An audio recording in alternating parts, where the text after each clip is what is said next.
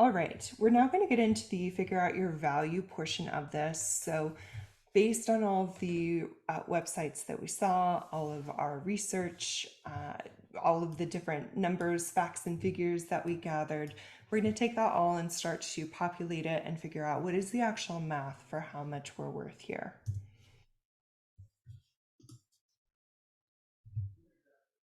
All right, we're going to go through a couple examples, and so that we have sort of a continuity of math as we go through those examples, I'm going to stick with archives as a field just so you can see how it's translating. However, you could put in any, like this is a museum registrar or this is special collections librarian. The title is not as important here as you seeing and understanding how the math is changing based on level of expertise and responsibility required. So, example one, this example was one that we covered the first time we did this webinar. So, January 2021, not even 2 years ago. And it was for a job based in Charlotte, North Carolina. Title of it being head of archives and special collections. So, that's insinuating that there's going to be at least 5 years of experience required, definitely a master's, at least one of them. And then also, yes, experience masters. Oh, and responsibility. You're going to have, obviously, as head of a department, some amount of responsibility over people, money, or both. So at the time, the 2019 salary survey that was done for Charlotte, North Carolina, the average annual salary was about $66,000. The GSA, the government schedules for a 1420 grade 10 here, step 5, we're looking at 67,000. So trying to match up in terms of type of position as well as longevity in the field. We then took a look at peer information for that area. So 65,000 to 75,000 seemed to be a range there. And then we took a look at the GSA. And then we took a look at the GSA price list, which had it at 93,000. But of course, that's if you are a private consultant versus being public servant or working for a small nonprofit. So quite a bit of a range here for Charlotte, North Carolina. We then went through and updated. So the left-hand side is the numbers from January 2021. The right-hand side is the updates based on just the 9% inflation from this last year. So just doing like that basic math here.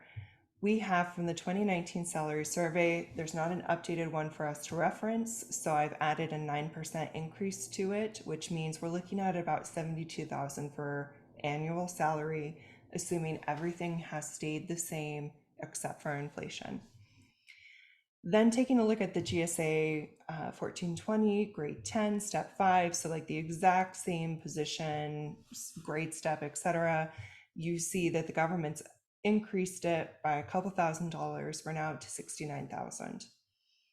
And looking at the market rate, which was not one that I had specified over here, but it's essentially the peer rate. So we've got the peer rate here, added 9%, which got us to a range of 70,000 to 81,000.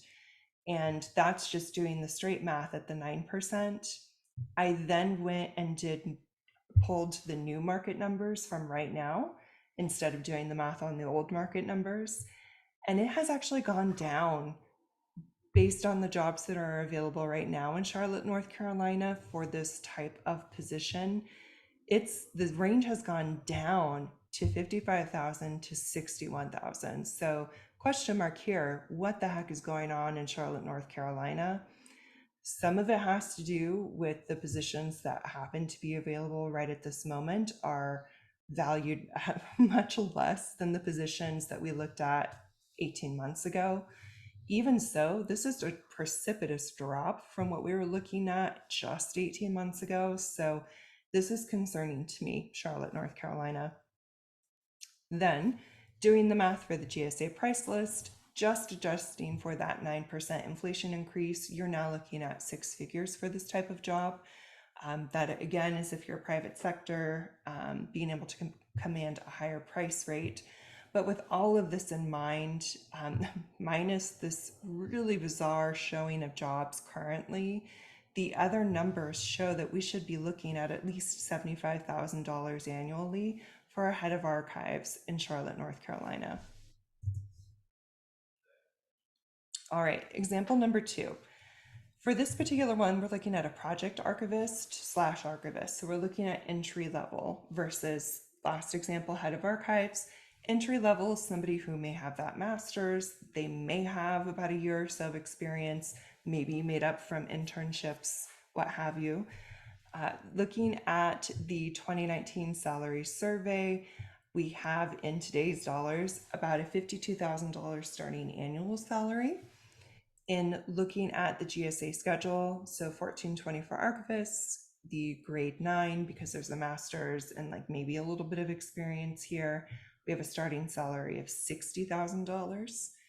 In doing that market rate, so looking at pure jobs that are available currently for Chicago, Illinois, we're looking at a range here of $56,000 to $80,000, with that average spot being in the $63,000 category. And then if we're looking at that GSA price list and doing the math for this particular type of position title with the 9% adjustment, we're looking at $52,000.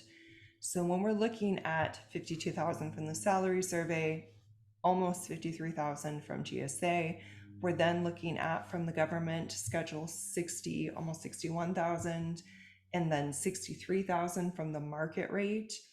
That market rate especially should be pushing up whatever the proposed salary is going to be for this position. So we know from the math it needs to be at least $52,000, like at least, and that you should be really shooting for trying to get up to the $60,000 mark, especially this year.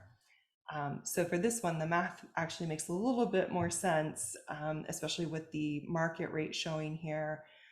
That's all to say for this particular area, Chicago, Illinois, it's obviously a great cultural center. There's going to be more archives, museum jobs. They will hopefully be valued a little bit better. And so for me, this math checks out, and it's a little bit more straightforward to follow for this one. All right, example 3. So this is going to be for like the mid-level archivist. So we covered like head of archives in Charlotte, North Carolina, like 5+ years experience, lots of responsibility, etc. We then just looked at like entry-level archivist. There's probably a master's, maybe a little bit of experience. We are now looking at the middle. So like an archivist who's got a good 3 to 5 years experience, who does have responsibility, but not like head of a department responsibility. And in checking out those credentials, using the 2019 salary survey, in today's dollars, that rate is looking at $67,000 annually. When we're looking at the federal government, so in this case, it would be a 142009 and then like step 5. Because in government, you're not going to the step 11 until you are head of a department. You're at 68,000 or 68 and 500 almost thousand. And looking at the market rate in this particular area, we're looking at Seattle, Washington. We're looking at a range of 56,000 to 80,000. So again, that average being 63,000, very similar to Chicago, Illinois. And then GSA price list here, we have got with the 9% inflation adjustment an annual salary of the 63,000. So between market rate and the GSA price list here, we're seeing a very close $63,000 minimum. But we're also seeing, at least according to the government and at least according to the salary survey adjusted for inflation, that really 67 to 68,000 is more in keeping with the position in terms of being the higher end of that range. So with those in mind, proposed salary being $65,591 for medium, mid-level archivist, 3 to 5 years in the Seattle, Washington area. And because we always get this question, wait, what about consultants? So There is a whole webinar about consultants and consulting that I have already done for the Society of Independent Archivists. You can go check it out. If you have questions about consulting, we will probably be doing an update to this later this year. So for now, I'm just going to cover briefly in 2 slides how this looks for consultants. And the math comes down to this equation: taking whatever it is that your hourly rate would be at a traditional job, adding expenses in terms of cost of doing business, and that's everything from internet to having to pay for your business license annually, to printer paper, to health insurance, everything that it costs for you to run your business, down to the pencils. The administrative time, because of course, as you're running a business, you can't bill the client for all of the hours under the sun. There's general administrative tasks you have to do. There are things that you have to do to run this business that just aren't going to fall under billing the client for. So you have to account for that time as well. And then, of course, taxes. Whether you're a sole prop or single member LLC, or you're a growing firm and you have some employees, there is always going to be at least some amount of taxes you have to account for. And as a consultant, those taxes are typically always passed on to the clients to help pay for. So those are all factors that need to be accounted for and included in your hourly rate as a consultant. And so that's why they're included in this equation.